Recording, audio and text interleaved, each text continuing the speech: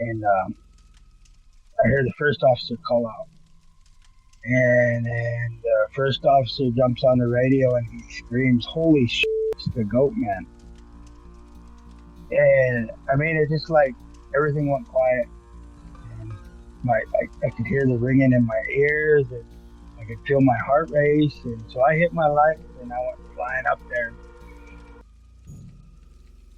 I've been told by some older people, elders, that you grab them and you hold them and you don't own them, but you hold them there until daylight. If you can hold them or pull them into the light, it destroys anything they have, any kind of power or anything they were trying to do to you.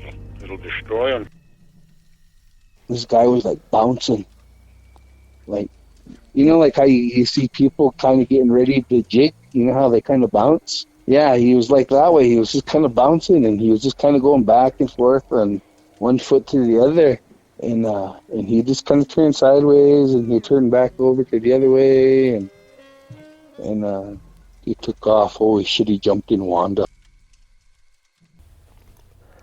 Hello and welcome back. You're listening to Lodge Tales, and I'm your host, Rod Williamson. This episode, we have the owner of the original Ghost Stories from the Res. It's a Facebook group where Native Americans write in their ghost stories, and her page has a lot of followers. And if you're not a follower of her page, I would encourage you to get on Facebook and search up the original Ghost Stories from the Res. And it's full of so many stories from different people, different reservations. I mean, all the way from down south up to Alaska. There's a lot of content there, and I would really encourage you guys to go to her page and, you know, request to become a member of the group and enjoy all the content she has. There's tons there. Like, there's a lot there. Well, she's from the Wind River Reservation in Wyoming, and as we were recording this, I was listening to a lot of the stories she was talking about, and the one that stood out to me the most, and I don't know why, is of this clown spirit that they have down there.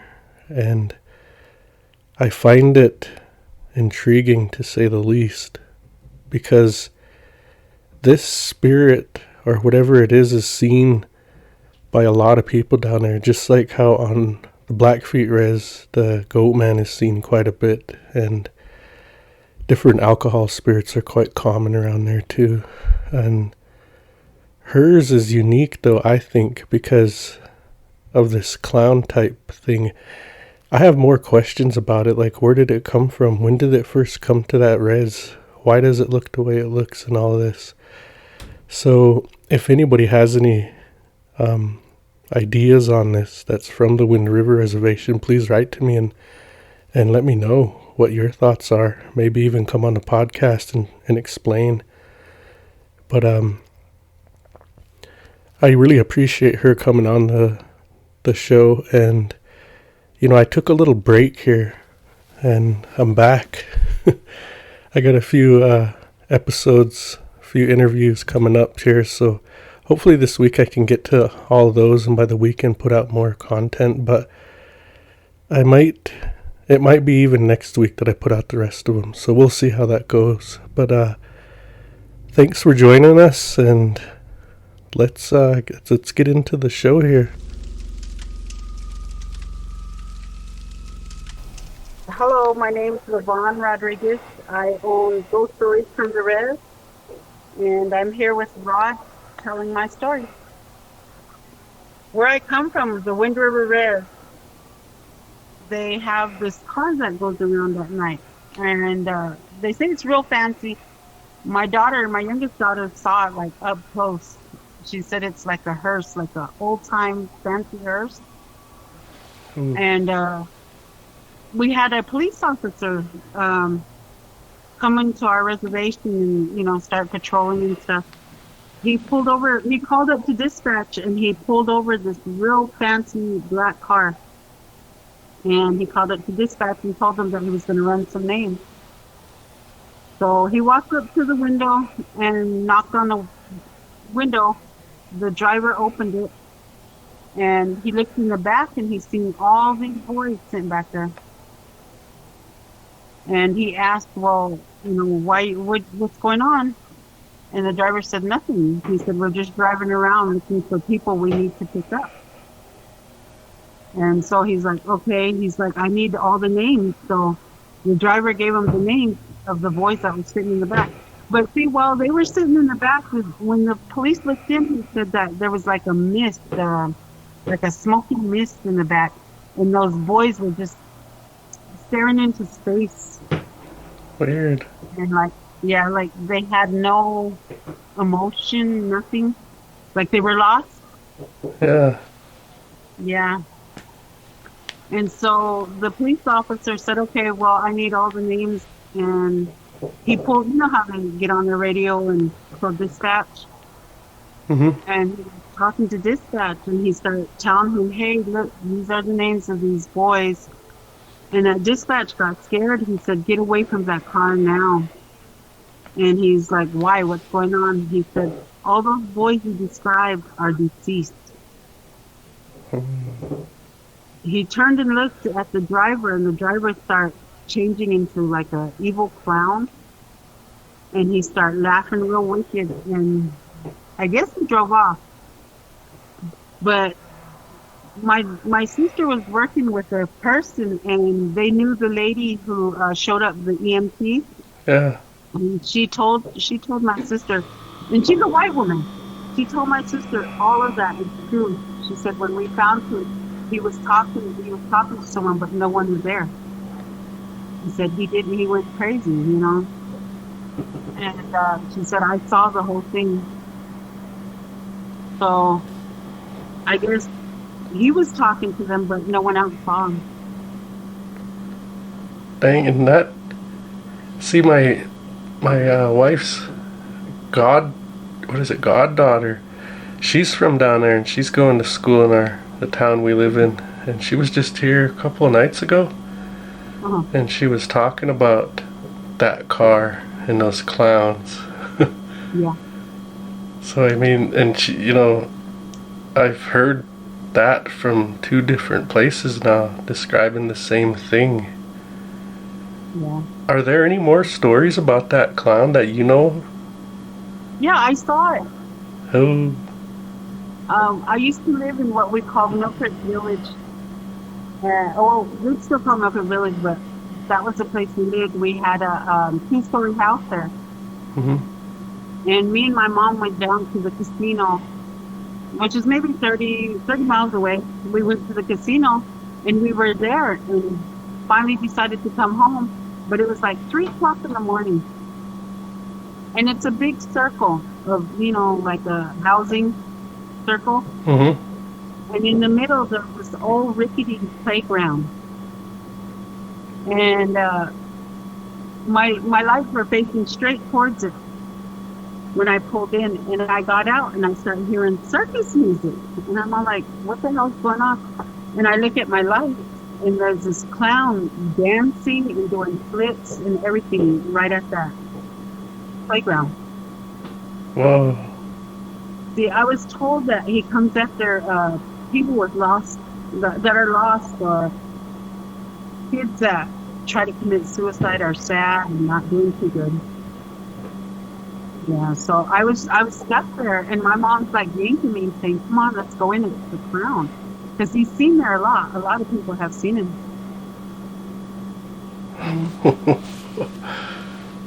Dang. I want to say I heard another story about that, but it was on this lady. She was last night, or wait, when was that? About 3 days ago maybe? I don't remember. This past week sometime, this lady was talking, and she was having people write stories into her, and she was reading them. And she read one back from, it sounds really similar to what you're saying, that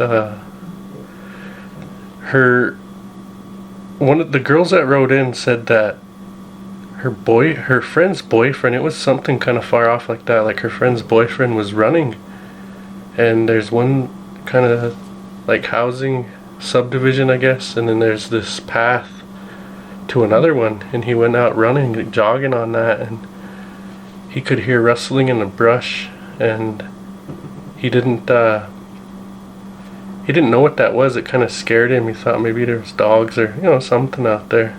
But as he kept running, he could hear it still in the brush, and he stopped kind of closer to those other houses, and he looks back because it was in the brush like right by him. And what came out was one of those clowns, and it was on its, like, doing a handstand, but looking up at him all weird, like his head's all kind of cocked up looking at him. And he could hear this giggling the whole time. And he started walking really fast on his hands like he was chasing him. And the guy, I guess, just ran to the other house and got away. But I've heard something like that too. Yeah, that's scary. When I saw it, I couldn't believe it. I was just stuck there. I live in the city, but I go home a lot to the reservation. And in the city, you really don't see things like that. And if you do, it's kind of explainable, Yeah. But you go home and you see something like that, and it's like in the middle of the night, 3 o'clock in the morning, there's no really anybody out. It's dark. Like, it is really dark in the middle of that circle, right? Mm-hmm. And I have my lights on, and it's playing music, and it's doing flips and dancing. And it was weird. How about that? Is there any more stories that you know of it? The car or the clown? Either one, that clown or that car. Okay, my daughter, she was getting crazy partying. Mm-hmm. And she said in the middle of the night, she was walking along, and then she started hearing the engine real loud coming. You know how cars sound like they have a real big engine? Yeah. She said she was walking and it was dark. It was on one of the craziest roads we have up in Wyoming, which they call 17 Mile. There's a lot of stories on that road there. But said she was walking on 17 Mile. Then all of a sudden, this car pulls up next to her, and it's that black hearse. She said it was a hearse.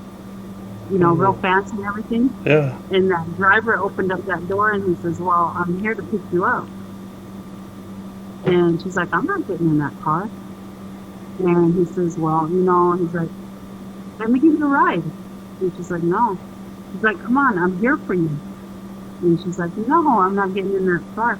She said she had the eeriest feeling, like she got scared. She could feel all that hair stand up. She knew something was wrong. But to me, what she told me was, "Mom," she said, "if you ever met the devil," she said, "that's how I felt, like I just met the devil himself." Yeah, she said, and then she was walking, and he, the car kept following her and following her, but it had like a green tint under the car. I don't know how she explained it, like a light or something. Yeah. And when she turned to look, she said he looked like she don't remember how he looked, but he wasn't a clown. She said, and then when it started getting mad because she wouldn't get in, he started turning into a clown, and he was just growling at her, growling. Mm-hmm. Yeah, she came up to the first house that she saw. She ran into that driveway, and she went and knocked on their door, and they let her in, but that car sat out there for a good while. How does it look? Does it look the same way each time when it's in the clown form? I don't know. I have stories of it on the Facebook page that I have, the ghost stories, the original ghost stories from Perez. Yeah. There's a couple other people that have brought up the clown. I'm gonna have to ask them, but I know there's a clown also up in South Dakota. They talk about it, and it helps those teens commit suicide too. Hey, Takes a lot of lives.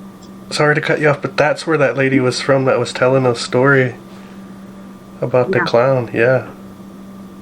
Yeah, I heard some stories from people up there that told me that it drives around on a black car, a fancy old time black car. And my daughter said it was fancy old and it looked like a hearse. Dang, that lady described it. It looked like the Joker on the playing cards. It has that funny hat on. Yeah. That's how she described. Her friend was telling her the story, but that's how she described it.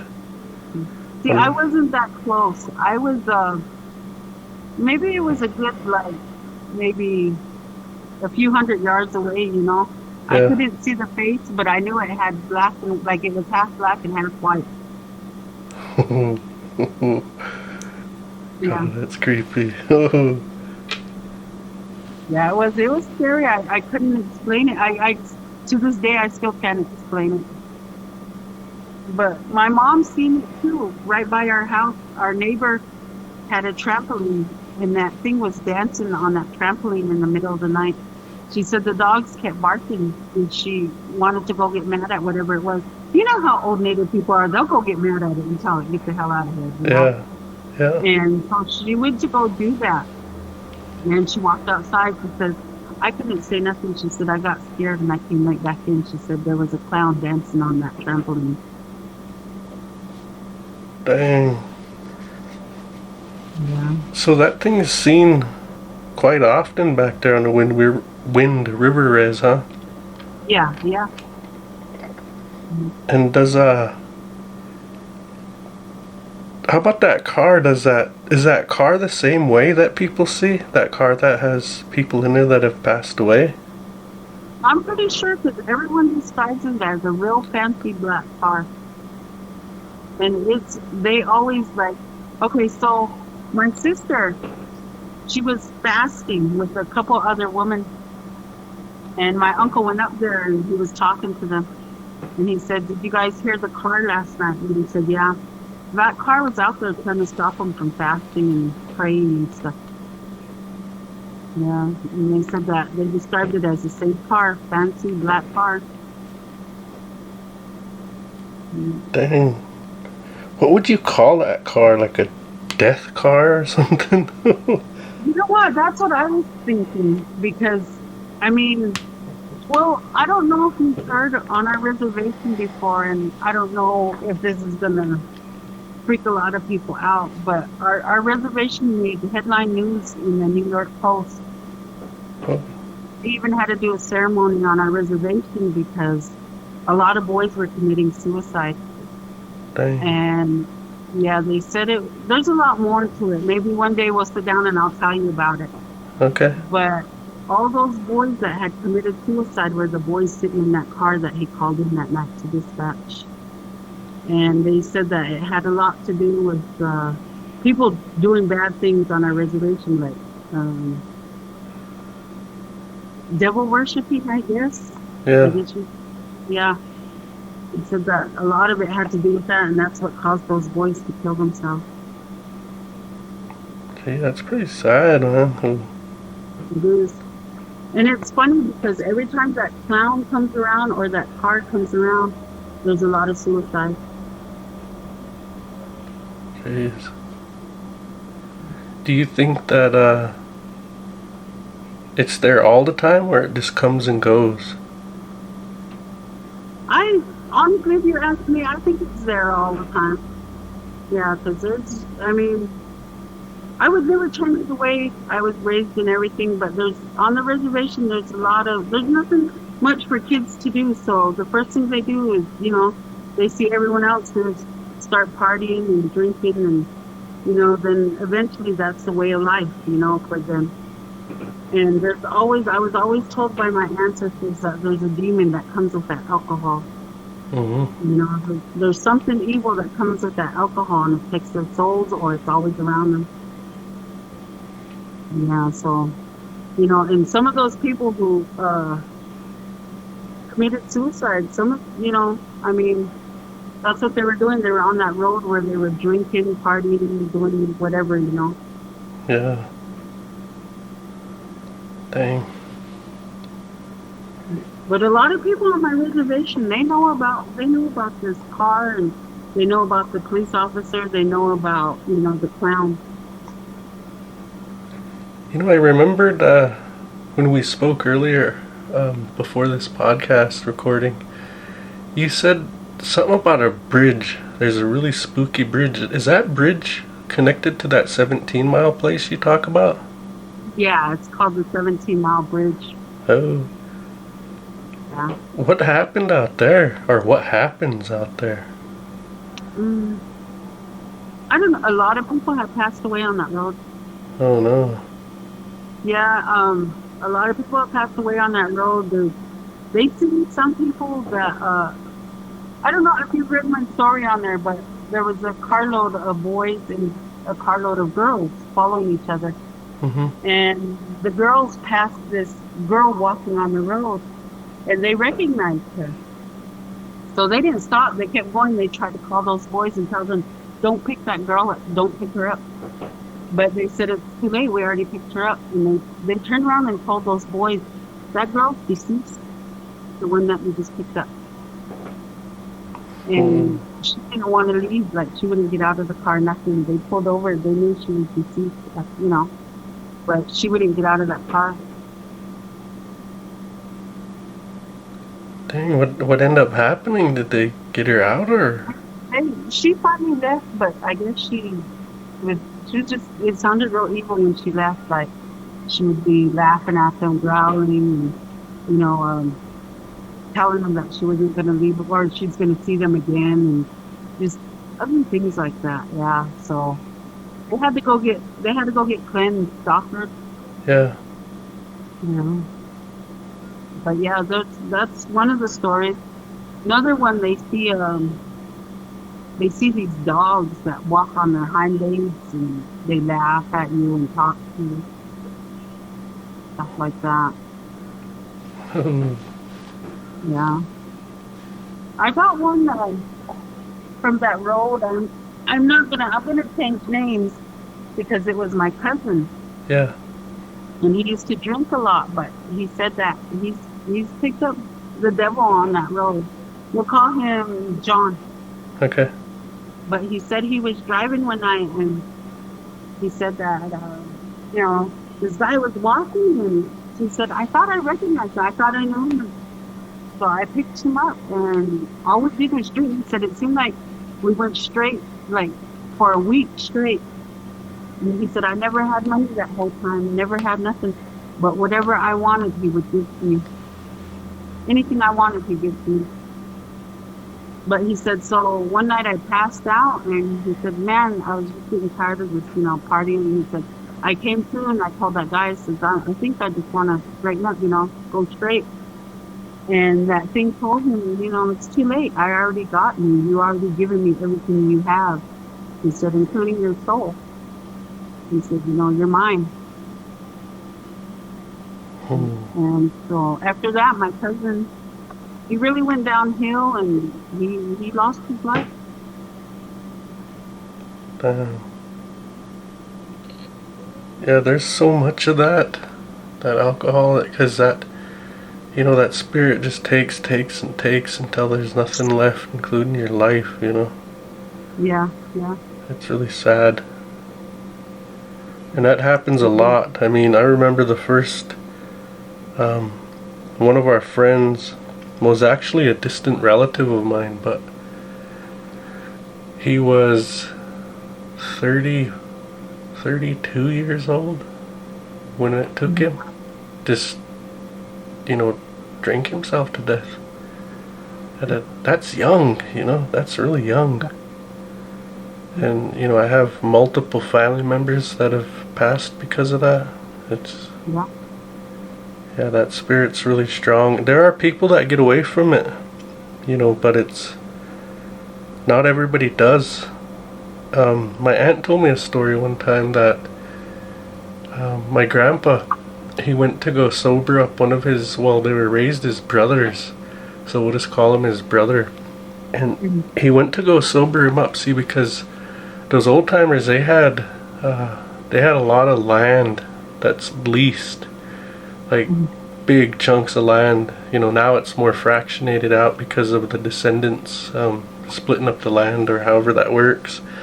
Yeah. So it's fractionated more, but back during those allotments that they had, there was a lot they could lease out, and that's how they just stayed drunk.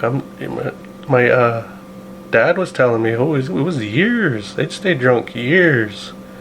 And anyways, my grandpa finally went to go, I guess he would go take him from his house and bring him to town and sober him up. And he went out there to go check on him, and he seen him in his room and he was passed out in there sleeping, so he went back through his house and he spilt out every bottle. He knew all his hiding places too. He spilt out every bottle, got everything out of there, and cleaned up. And then he went back in there and he was waking him up. He says, "Come on now, let's go to town." He says, "You've had enough. It's enough now. Sober you up for a little bit. Come on, you can stay at my house." And anyways, he woke up and he told him, "I'll go with you." He says, "But let me just have one more drink. Go out to that table.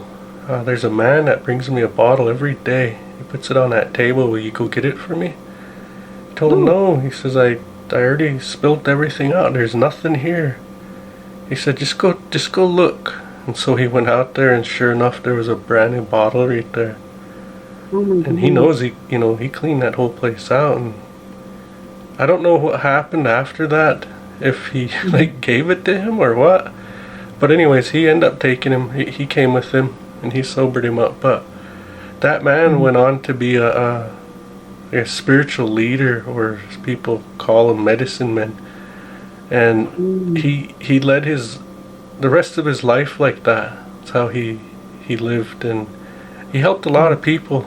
He was really a kind man. And my aunt tells me that those bad ones knew that he was going to become something good like that, so they were really trying their hardest to stop him from succeeding.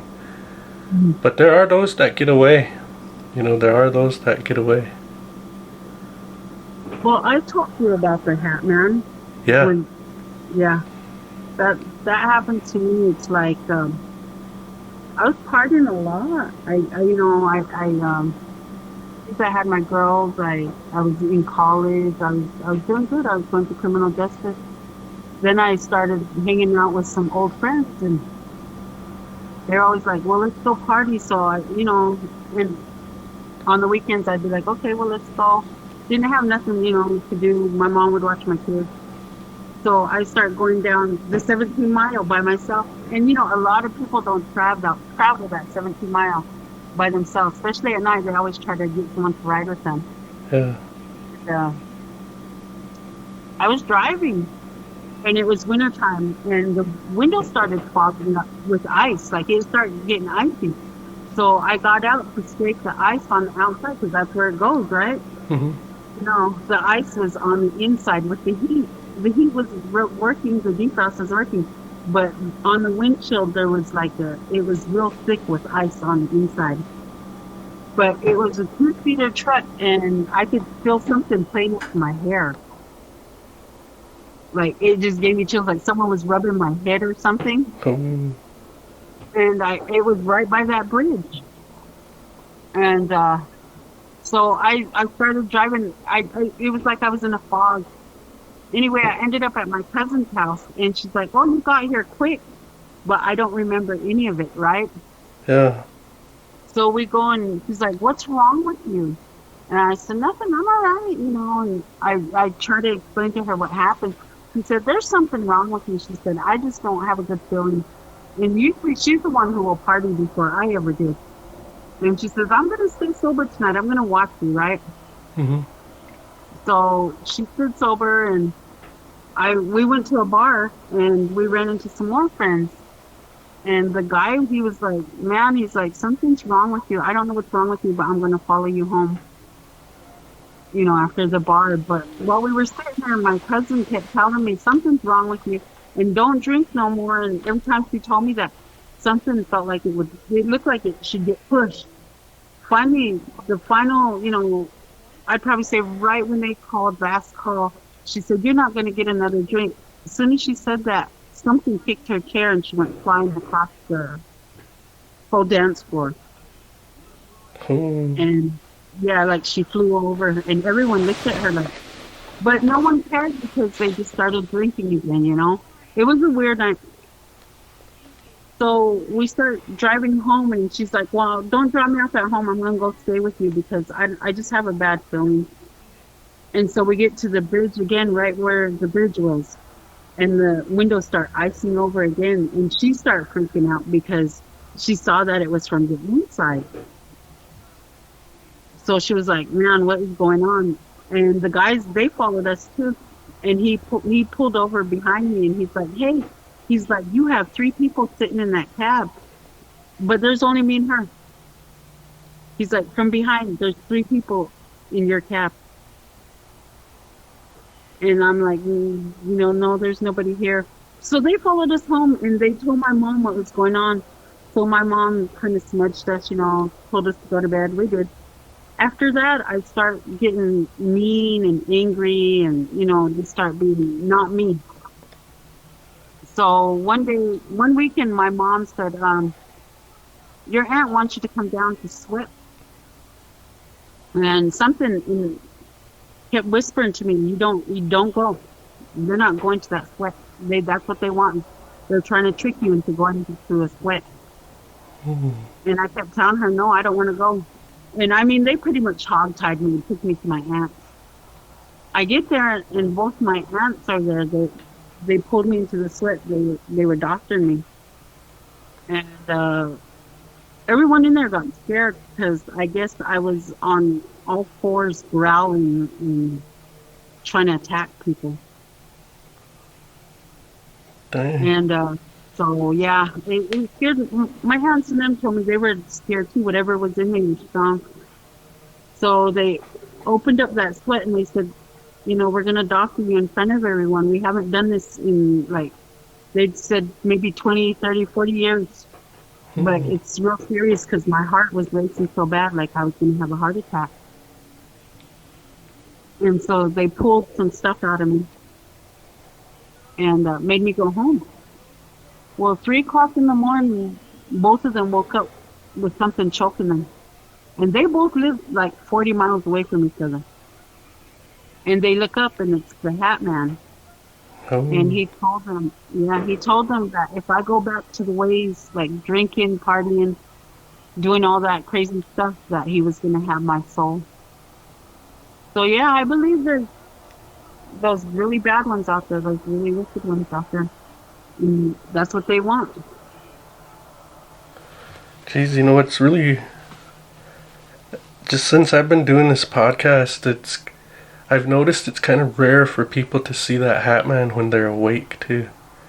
And Mm-hmm. I've always wondered if that, I don't know, has more significance or what, because most people see him when they're paralyzed, Yeah. and they can't move. Well, and after that, I listened to them for a while, and then I came back to Denver here, Mm-hmm. and I have a friend. She's a blonde, like blonde hair, blue eye friend, Yeah. and she called me one night, and she's like, I didn't know what to tell you. She said, but there's this big tall thing outside your door. It has a fedora hat, a trench coat. She says, but I can't see the face. It's so dark. She said, but he's been standing there for a while. And I was like, oh my God, I start smudging and stuff. But I guess it followed her home. And she said that she got scared because she could hear hooves. Like a horse clop, clop, clop, clop. She could hear that follow her home. Hmm. Yeah, she said it scared her. Yeah, we call that one the Goat Man. The goat. Yeah. Yeah, when I was listening to your podcast, I guess he's a police officer, right?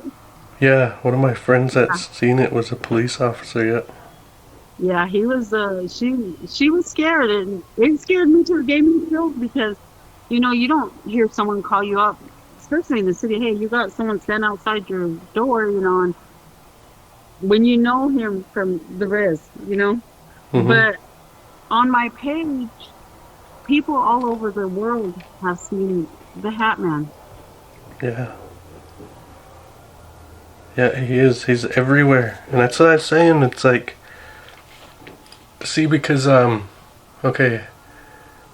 Well, I make a distinction myself. So that Goat Man is one thing, and it's always around, like, alcohol and stuff. Mm-hmm. And I suspect it's some sort of an alcohol spirit. Or, people use the word demon too, but I think it's some sort of an alcohol spirit, whereas that other Hat Man might just be a shadow. He might, be at the end of your bed when you're sleeping and you can't move. You wake up and see him. or something like that. But I think that's a different type of spirit. But the one thing they have in common is they wear a hat, and sometimes that trench coat too. But the other one has hoofs that's attracted to the alcohol. You know, the people that consume alcohol.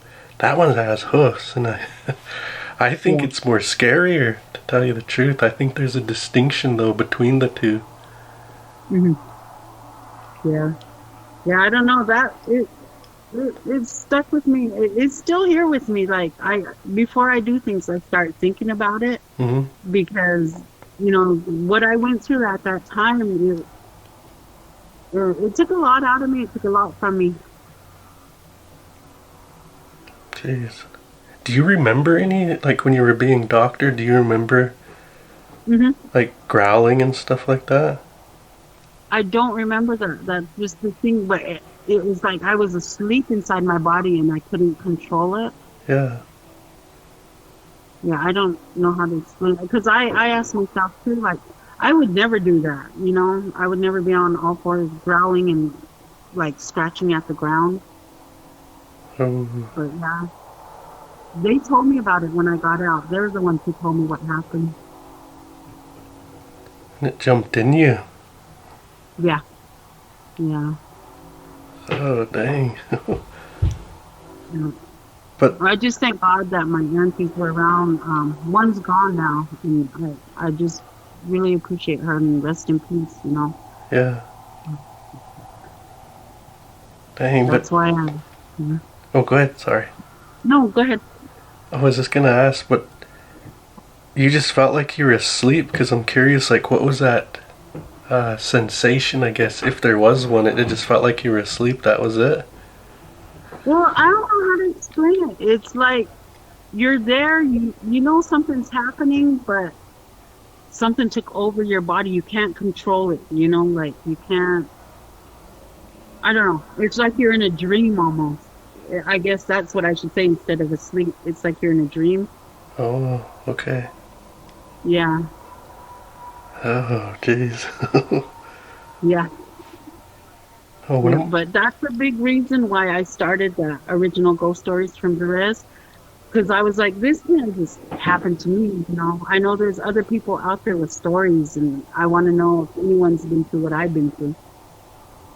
Yeah.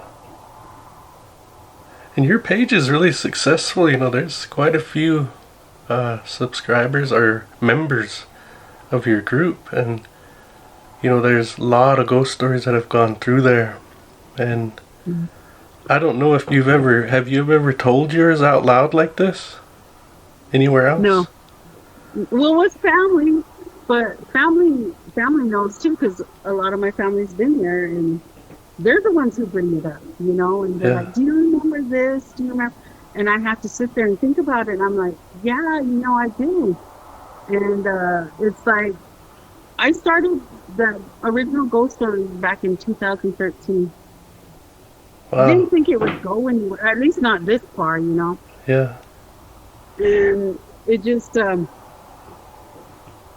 think what people appreciate is they could tell their story without judgment, is what it is, because I get rid of a lot of those people who make laughing emojis or, you know, make fun of people, because I don't appreciate that. Yeah. So, you know, I try to help people with their stories because they're just like me. You know, you sit there and you wonder, did that really just happen to me? You know, or did they really just go through this? Or I think it helps getting it out there, because there's other people who've been through something. Well, I guess since we're on the subject of your page, what is some of the most, I mean, I guess what stories stand out to you the most that you've read on there? The one with Angelo.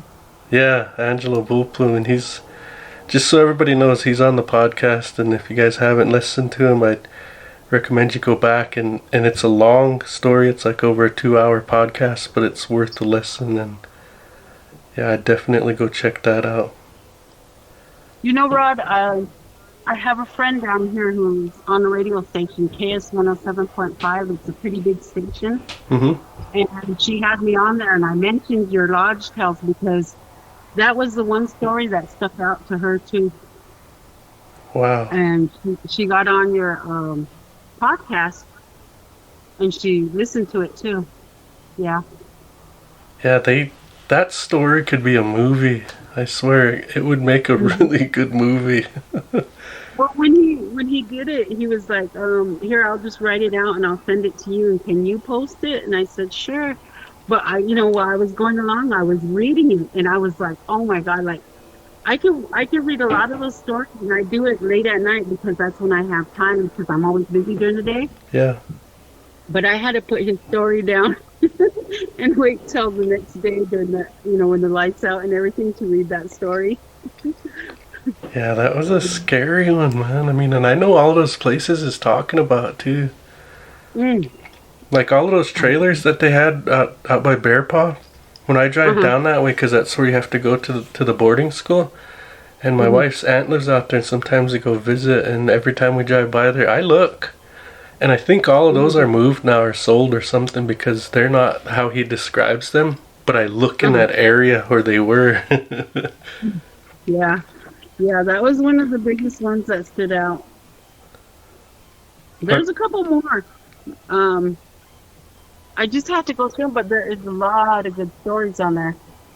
When they start getting too scary at night, I put them down. Stop reading them and, wait till the next day. But there is, because like I said, I go through and I moderate. Well, I have really good moderators that watch my page too, because I don't want people to post a story and then be laughed at. I don't that's disrespectful. Mm-hmm. So I'm always on it trying to watch it. So I think that's a big reason why the page is successful, is because they feel that respect that people have. Yeah, when you asked me to post a couple of my podcast episodes on there, I picked a few.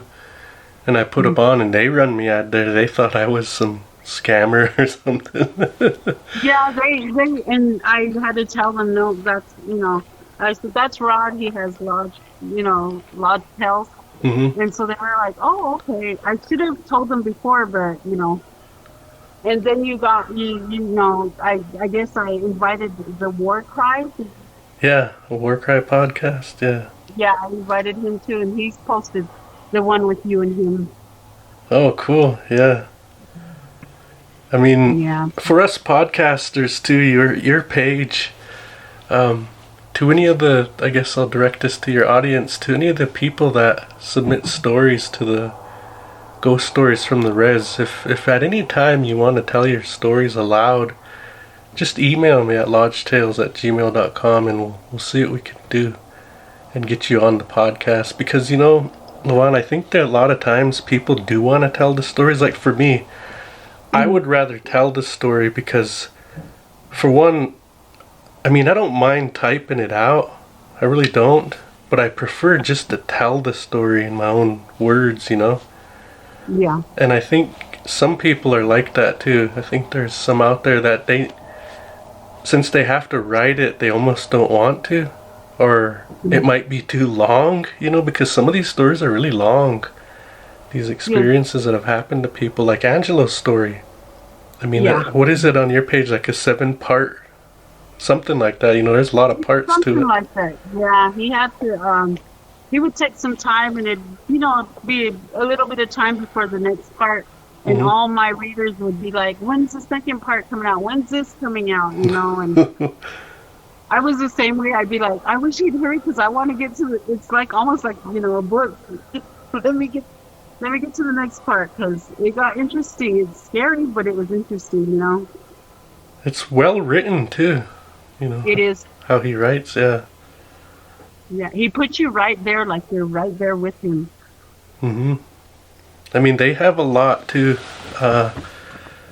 They've done multiple episodes on Lodge Tales, so if you guys are interested in some of Angelo's stories other than that main one he told, which is really a good one, him and his wife tell more stories too about different places. We have something similar to 17 Mile called 7 Mile Lane. Wow.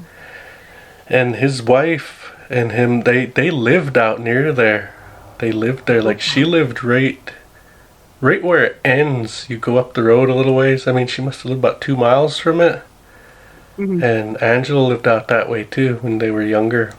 And so they have a lot of stories, other stories of that too. And they have stories about what they call this death spirit that walked into their daughter's room one time, and she really got sick. It was a big struggle.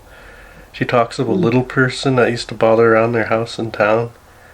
But they have a lot, so if you guys are interested in that, go check that out too. But I guess changing gears here, since I mentioned little people, do you have stories about them?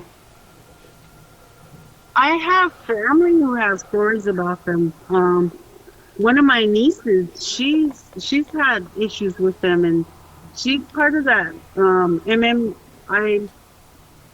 I would say women and children, but it's people now. You know, she's a big part of that. She's one of the directors for that. But yeah, she has stories where she lives now, and I guess it has to do with the little people. I'll have to ask her, and then I'll have her get a hold of you. Oh, okay. But with the little people, I know my grandma always told me that, you know, they're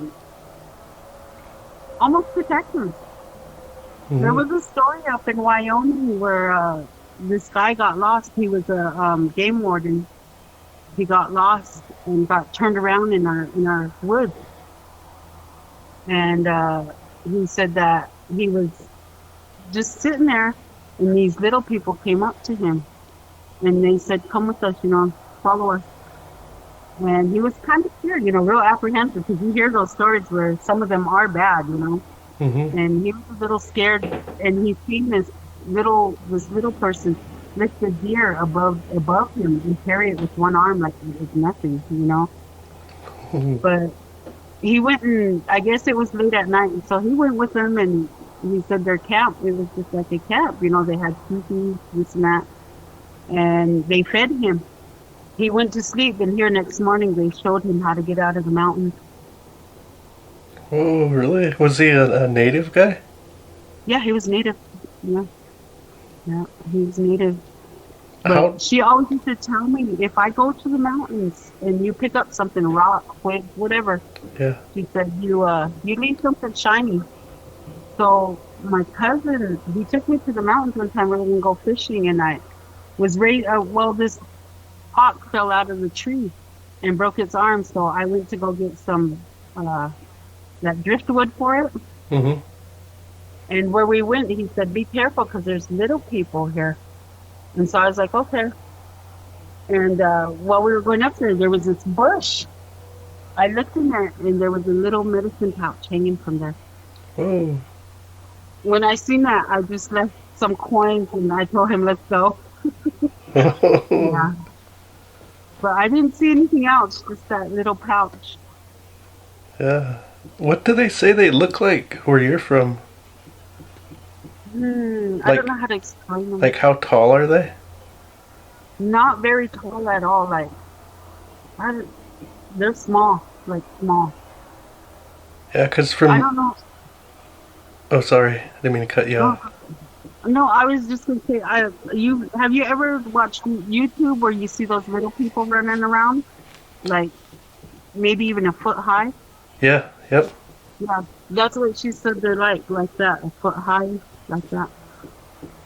Yeah, that's what they look like around here. And, you know, around the Blackfeet Res they're about a foot tall, and they look like old Indians. You know, they dress the old ways. Yeah, that's what she said. She said they still, you know, like they still, what she told me one time was one of her cousins saw them, and that little person was riding, I think she said a fox, like a horse. Jeez. Yeah. Yeah, in our tribe they're known to turn into coyotes so they could travel faster. Oh, okay. Yeah, they can shape shift or whatever. And well, in those old stories, that's what they did. They would sing this song, and when they were done singing that song, they would be coyotes. Yeah. And recently, as in 4 years ago, I'm not going to say his name, but somebody I knew I didn't even want to give away what his relation is to me. But somebody I knew, he's really private about things like that, but in one of his dreams, and he really dreams powerful, this guy. There's really something. I wish I could get him to come on and tell some of his stories, man. It would really be fascinating for a lot of people, including myself. But in this one dream he had, he was describing this lodge, this big lodge, and there was this big bull elk in that lodge. And of course these are all spirits he's dreaming of. And there's a person that had to walk into that lodge, and here outside, standing there in the snow, was a bunch of, regular small elk, but that big elk was inside that lodge. I'm talking like, its head's up to like 12, 13 feet high, big kind of elk that he was dreaming of. Well, anyways, outside was regular size elk, and there was some coyotes too that were standing amongst their feet, but some of those coyotes would walk, and when they'd go in between those trees and their feet, they would turn into little people and come out the other side, the other tree. They'd be a coyote again. That's crazy. But, yeah, so I mean, even up to this day, people still dream of them, and know that they. Where I grew up at, there's a lot of there's little people out where I grew up at, and I mean, I swear sometimes, like I've asked my brother, I said, do you think, knowing what we know about them, do you think some of those are those little people? He says, man, I wouldn't put it past it at all. He said, because sometimes he says, I know how they sound. We grew up around them. I said, yeah. He said, they just don't sound right. It's almost like they're laughing. Yeah, that's what my grandma said. You'll know they're around because she said they sound like little kids, almost like giggling. She said, I don't know how to explain it. Because there was a white guy up there. He used to go into the mountains and he would get those arrowheads. He'd bring them and he'd take them home. And then he went to one of this elder man who was a medicine man. They went to them and they said, hey, there's stuff going on in my house. I don't know what's wrong. But at the same time, that guy, he would say, well, what are you doing? Where are you going? What are you doing? And he would tell him, well, I'm going to go get those arrowheads. He said, no. He's like, you don't do that. He's like, you don't, whatever's there, you leave there. You don't ever take anything home, It's just leave it. And he says, well, okay. He said, you should take it back. He says, because I know what's going on in your house. It's those little people coming for them. And so he took them back to where he was finding them. And everything stopped in his house. Nothing happened again. Yeah. Yeah, because he said that he would find little arrowheads like a fingernail size, He said he didn't know how they were getting done and stuff, but that's what he was doing, was picking up arrowheads and stuff like that. Have you watched that series, Res Dogs? Yeah. Yeah. How about that part when they're all having bad luck and one goes, oh yeah, and so-and-so got shot by a little people arrow? Yeah. Yeah, I just loved it. Me, it was, so when I first started this page, it was called Ghost Stories from the Res. But some guy, a Pakistani guy from Canada, stole my page. What? But before that, even my daughter, she was really into hearing stories about the deer woman. So we had the picture of a deer woman. She drew her and put her on my page. Now I have the Hat Man, but it was a lot of it had, like, she was watching the Res Dogs. Remember Deer Woman's on there? Yeah.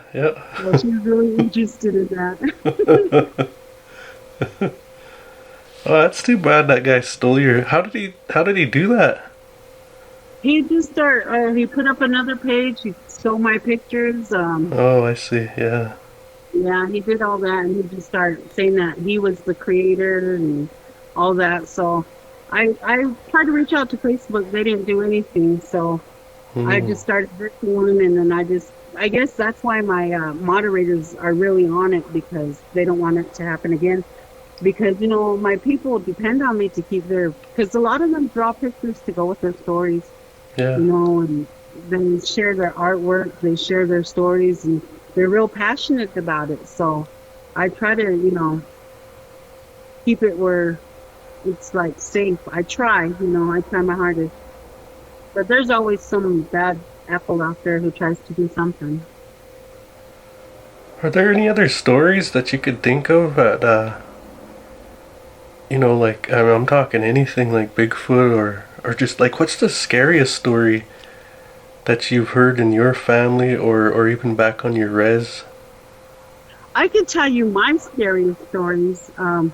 My whole family has scary stories. We would be here for years. But my scariest story, it really bothered me.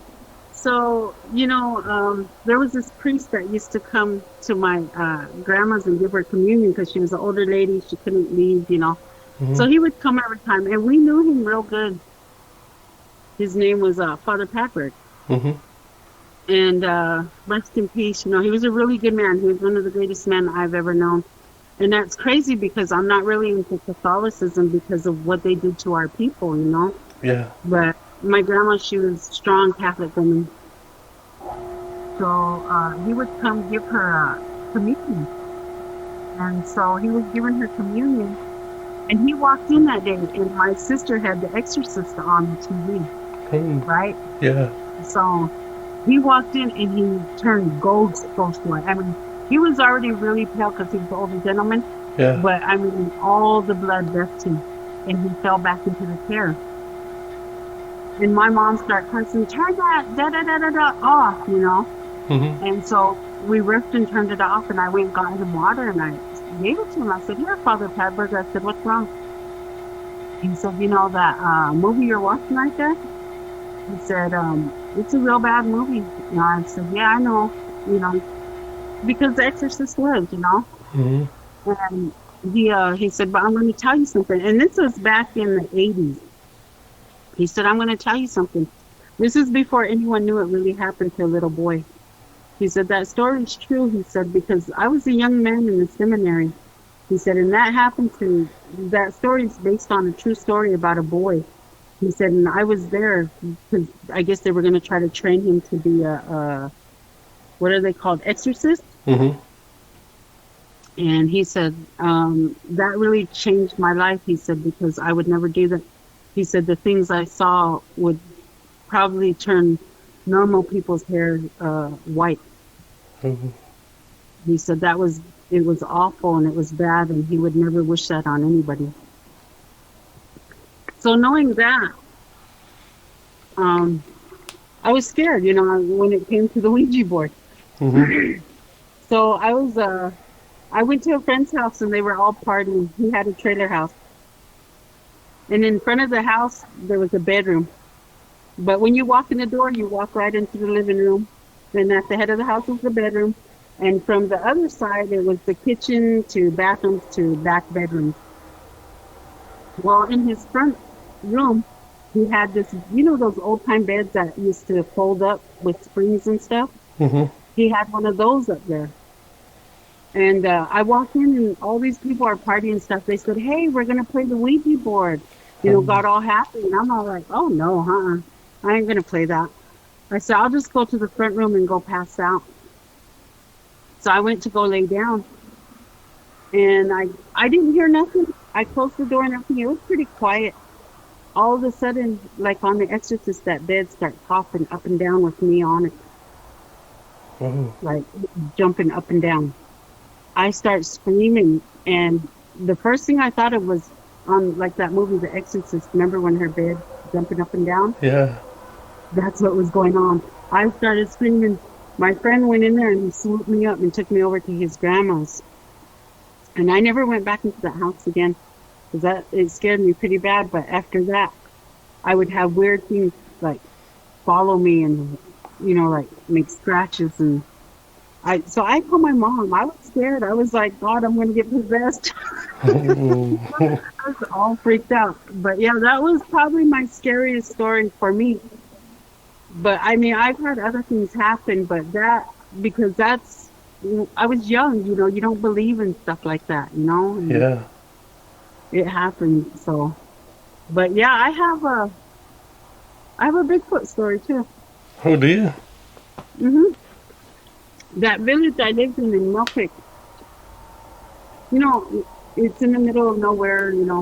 Everyone used to tell me, watch out for the clown, watch out for the walking dogs that talk, spirits, and Bigfoot.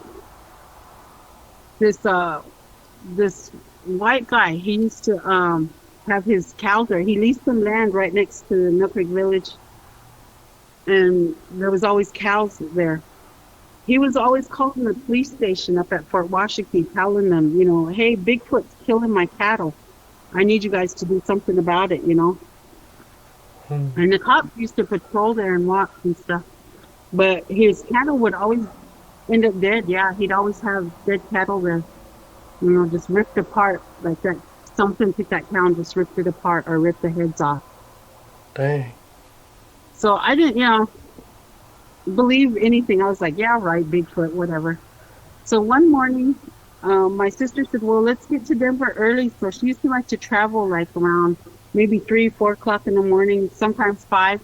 Mhm. When the sun is barely, like you could see the light in the morning coming out, but you could see things, but there's still darkness. Yeah. I walked out of my house to go get in the car, and I had my pillow, blanket, because I was going to let her drive.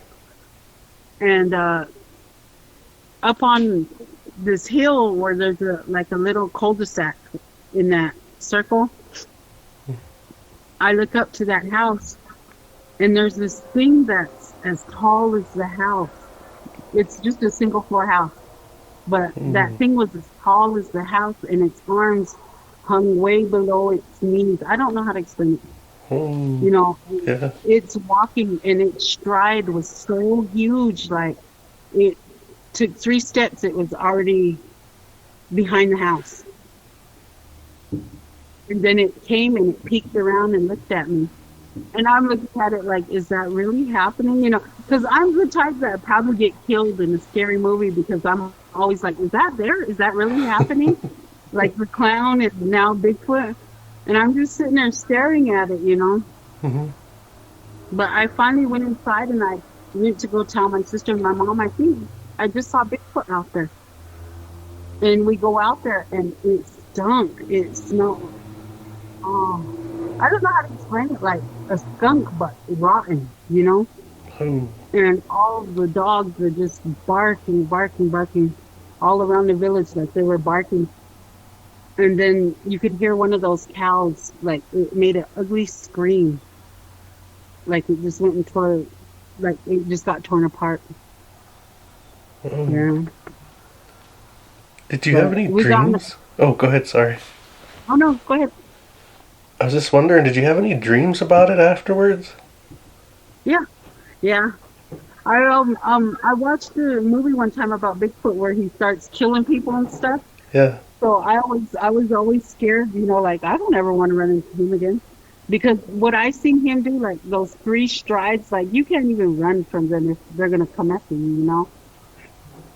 And so yeah, I was having dreams, but I talked to my grandma, and my aunt, and they said, well, don't be scared. They said because in our way, he protects the mountains, he protects the animals. you know. Hmm. So it's like they'll never find him is what they told me. Like, how people are like, well, how come we can never find him? Yeah. And they told me they come from a portal. There's a portal that he comes through. And they're like, if you ever see him, just leave him alone, you know? Hmm. Just tell him go his way and you go your way. And I had some cousins up there that used to go to the mountains because they would bring timber down and they would watch my kids. And I would hear my kids tell me stories like, Mom, we saw a family of Bigfoot today, and it's like, what did you guys do? Oh, Auntie and Uncle just told them to leave us alone and we'll leave them alone. And they'd walk off, Mom. And it was crazy just hearing stuff like that. Yeah. Oh, jeez. But that smell, you'll never forget that smell when you know he's around, though, because it smelled like a skunk, but it almost smelled like rotten meat too. Yeah, that's another thing. Some people say they really smell something stink. Others say there's no smell.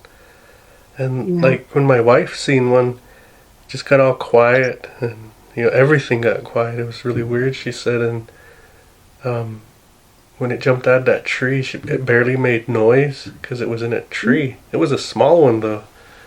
But Mm. afterwards, she started having dreams about it. A couple, not a lot, just a few dreams. So that's what I was wondering, and I never did get to ask my dad if he was having dreams about him, but other people I heard him talk about it too. I think there's more to it than just it's on your mind. It just happened, so you're dreaming about it. I think there's a little more to it than that, because I don't know. I almost suspect that they only show themselves to certain people. It's kind of almost what I Mhm. suspect, because I've never seen one. So I really wonder Yeah. about that. I mean, we'll never know, I don't Yeah. think, but it's fun to Yeah. think about.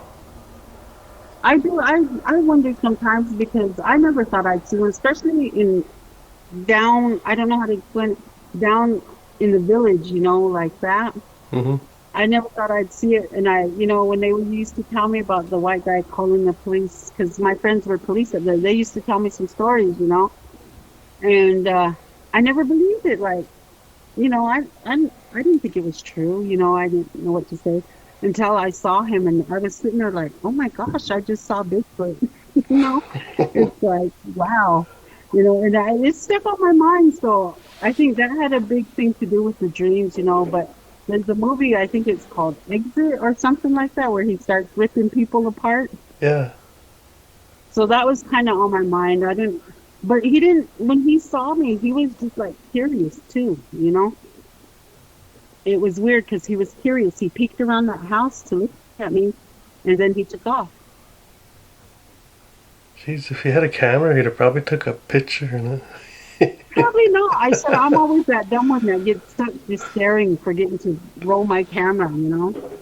I was saying if And like, Bigfoot had a camera, he would have probably took a oh yeah, picture. yeah. He was looking at me like, look at that weird one. Is it a real human? Yeah, I'm gonna go show these Yeah, guys. They'll never believe me, but I got a picture now. yeah, yeah. But I post a lot of funny things about Bigfoot on like, geez, we haven't seen him for a while. I hope he's doing okay. Crazy stuff like that because it's like I kind of missed it. Like, where's Bigfoot now? Yeah. And again, can you tell them where they can find your page at and what the name is? Yeah, it's the original Ghost Stories from the Res on Facebook. Yeah, that was Lavonne Rodriguez from the original Ghost Stories of the Res. Um, Again, I would encourage everybody to write in or to contact me somehow. YouTube, you can leave a comment or whatever, and if you have stories that you want to share, please, by all means, come on. We're always looking for more people to interview, and we always look forward to hearing new stories from different people. There's quite a few ghost stories that I hear from down south that I've never had anybody come on for. Like our people from the south of the border. Those are indigenous folks as well, and I'd like to hear more about them. They're little people they call duendes. I'd really like to hear about those types of stories, and they have a lot. They're really in touch or in tune with that spiritual side like we are too, up north of the border. So I would just like to hear more of them. And the people from Canada as well, they have a lot of stories. And I've never heard any native yet, talk about those Wendigo type spirits. And, from what I understand, they're a really hungry type spirit and kind of bound to this earth, driven by hunger and whatnot. So it would just be fascinating to hear a ghost story from them, from somebody that knows one, be it in your family or you experienced yourself. So, reach out if you're comfortable and share them with us. We'd really like to hear from you guys. So with that, let's go ahead and end here. And like I said, I'm going to be getting more out, so stay tuned for all of those. And until next time.